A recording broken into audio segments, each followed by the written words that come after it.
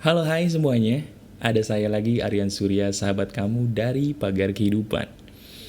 Kemarin di video kemarin kita udah membahas mengenai materi bagaimana caranya kamu seandainya dijauhi orang lain dan ingin dalam tanda kutip berobat menjadi manusia yang lebih banyak didekati orang lain, ya.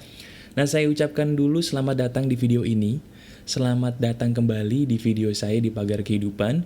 Karena hari ini kita akan menjadi orang yang lebih bijaksana pastinya dengan mempelajari hal baru yang akan saya sebarkan kepada kamu semua berdasarkan sekali lagi pengalaman pribadi saya yang kebetulan sama dengan pengalaman-pengalaman orang lain yang membutuhkan bantuan. Betul. Kali ini saya akan memberikan sebuah gambaran jelas kenapa ada A dan kenapa ada B dalam hidup dan bagaimana caranya kamu bisa keluar dari masalah kamu seandainya memang hidup kamu ada masalah. Bagi kamu yang mendengarkan video saya ini tapi belum mendengarkan video saya yang kemarin, tolong kamu dengarkan dulu video saya yang kemarin karena materi video ini adalah lanjutan, betul, lanjutan dari materi video kita di hari kemarin. Kali ini kita akan membahas apa mas bro? Kali ini kita akan membahas sebuah hal, kenapa kamu bisa dijauhi oleh orang lain. Tapi kali ini, kalau kemarin kita membahas bagaimana cara saya mengajarkan kamu supaya kamu tampilan luarnya berubah gitu ya. Fisiknya berubah, enak buat dilihat, tidak bau dan segala macam.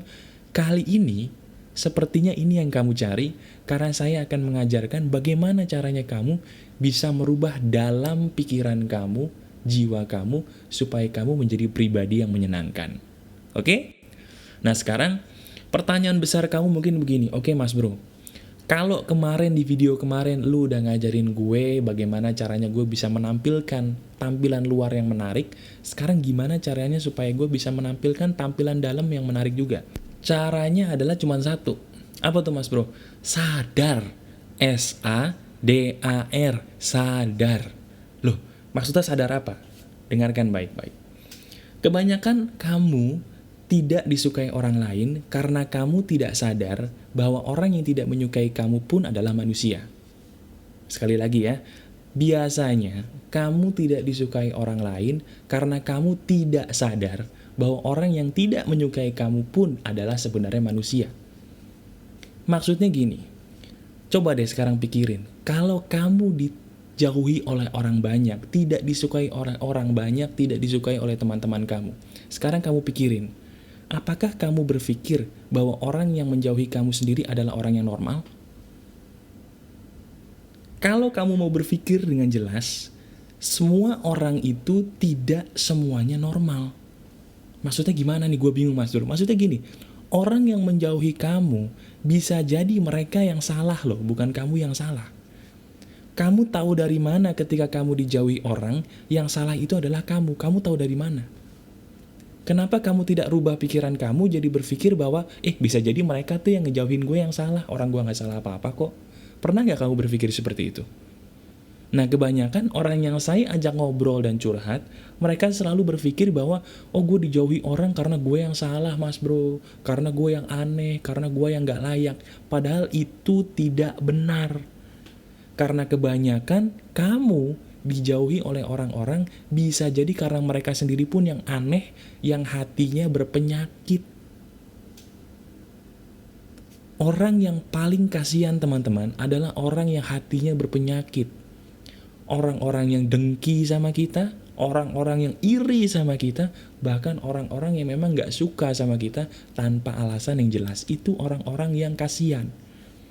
Nah, bisa jadi orang-orang yang tidak suka sama kamu, bisa jadi merekalah yang hatinya berpenyakit. Kenapa kamu jadi yang pusing?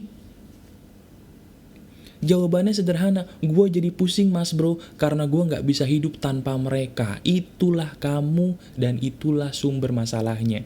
Karena kamu merasa tidak bisa hidup tanpa adanya mereka. Itulah kesalahan kamu. Nah sekarang, kamu kalau merasa tidak bisa hidup tanpa teman-teman kamu akan selalu bergantung sama mereka. Mau mereka ngebully kamu, mau mereka mencibir kamu, mau mereka menjauhi kamu akan terus ngotot pengen deket sama mereka. Karena kamu berpikir, kalau gak ada mereka gue kayaknya bisa stres deh, gue bisa kesepian deh. Betul gak?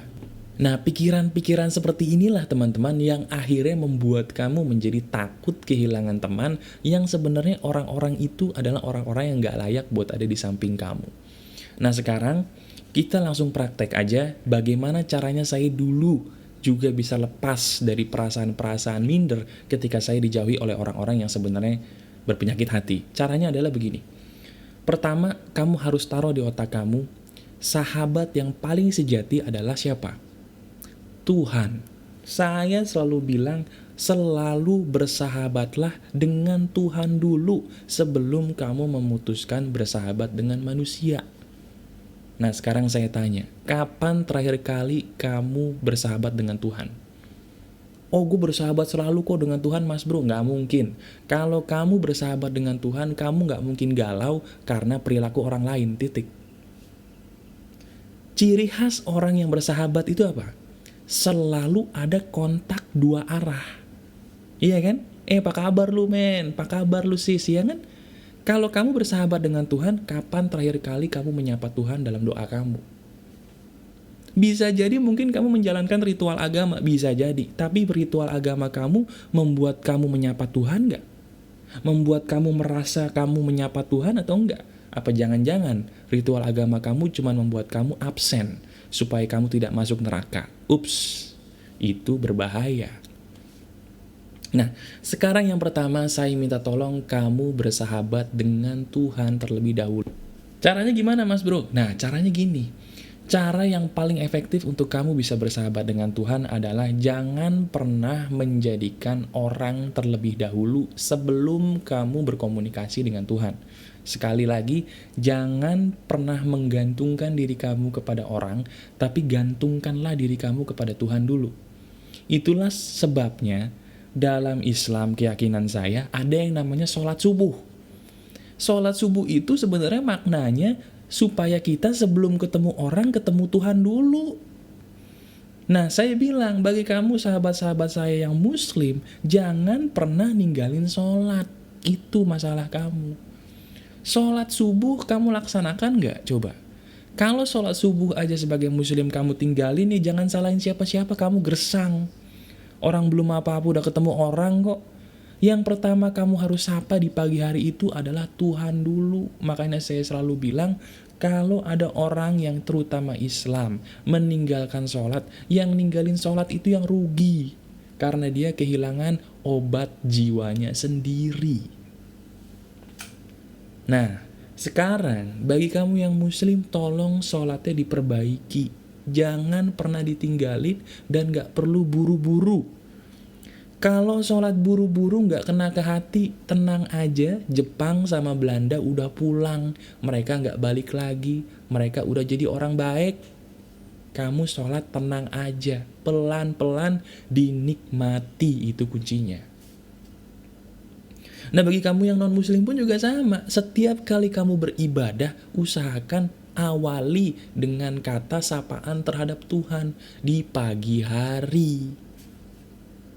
Sekarang saya tanya, bagi kamu yang sekarang merasa dirinya gersang karena dijauhi orang lain, benar nggak kata saya bahwa kamu menjadi gersang dijauhi orang lain karena kamu menganggap orang lain itu penting, lebih penting daripada Tuhan? Benar nggak? Nah, kalau benar, sekarang kamu taruh dalam pikiran kamu, Tuhan itu cukup. Kamu katakan. Sekarang kamu katakan bareng saya, perkataannya adalah Tuhan itu cukup. Katakan. Tuhan itu cukup. Dan kamu katakan pada diri kamu sendiri bahwa pertama, gue akan mengasihi Tuhan dulu sebelum gue memutuskan mengasihi orang lain. Berani? Harus berani. Kalau kamu berani mengatakan itu dan kamu berani konsisten untuk menyembah Tuhan terlebih dahulu sebelum kamu bertemu dengan orang banyak, hidup kamu pun pasti berubah. Nah, sekarang supaya lebih afdol lagi, di bagian penutup ini saya akan mengajarkan kepada kamu bagaimana caranya kamu menjadi orang yang benar-benar berubah terhadap cara pandangnya terhadap orang lain, ya. Sekarang kamu praktekkan satu hal ini setelah kamu mempraktekkan hal yang tadi, ya. Sekarang kamu pejamkan mata. Saya minta tolong kamu pejamkan mata. Sambil kamu pejamkan mata, kamu tolong bayangkan orang-orang. Kamu bayangkan sekarang muka orang-orang yang menyakiti kamu, yang menjauhi kamu. Kamu pejamkan mata, kamu bayangkan orang-orang yang menjauhi kamu tadi. yang menyakiti kamu, kamu bayangin, oke? Nah, sambil kamu membayangkan wajah mereka, sekarang kamu katakan, ikuti perkataan saya berikut ini baik-baik, diikuti ya. Wahai orang-orang yang ada dalam pikiranku, saya butuh kamu, saya sayang kamu, tapi kenyataannya saya nggak butuh-butuh amat sama kamu semua. Karena saya punya Tuhan yang selalu menyertai saya dan menjadi sahabat baik saya di saat saya susah maupun senang. Dan saya percaya banget bahwa ada orang yang lebih baik daripada kamu semua yang bisa menerima saya dan mengasihi saya dengan sepenuh hati. Terima kasih Tuhan, saya bersyukur karena pernah bertemu dengan mereka. Terima kasih, dan terima kasih. Setelah itu kamu buka mata. Gimana rasanya? Enak ya? Di situ saya berusaha membuat kamu menjadi sadar. Kamu tuh sebenarnya memang butuh orang lain. Tapi kamu gak butuh-butuh amat orang lain. Kamu lebih butuh Tuhan dibandingkan orang lain.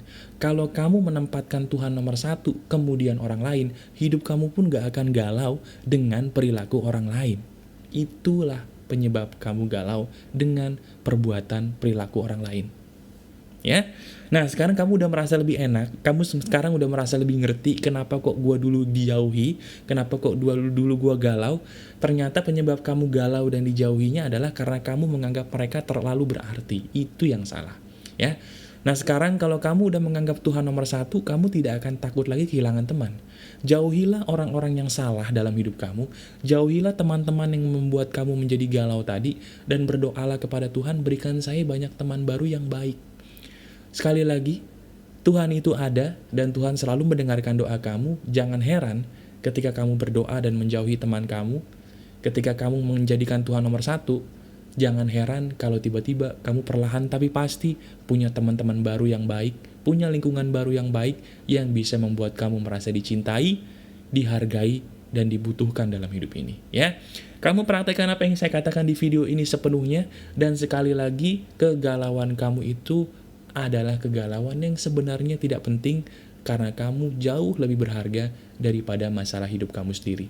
Silakan praktekkan, dan seperti biasa, kalau kamu ada hasilnya, taruh di bagian komentar supaya komentar kamu bisa menginspirasi sahabat-sahabat kamu di pagar kehidupan pastinya. Selamat praktek dan selamat menempuh hidup baru dengan kehidupan yang lebih baik, lebih ceria, dan lebih bahagia menjadi diri kamu sendiri sepenuhnya. Oke? Masih bareng saya Aryan Surya dari Pagar Kehidupan. Keep spirit, keep sharing, and keep loving. Bye-bye.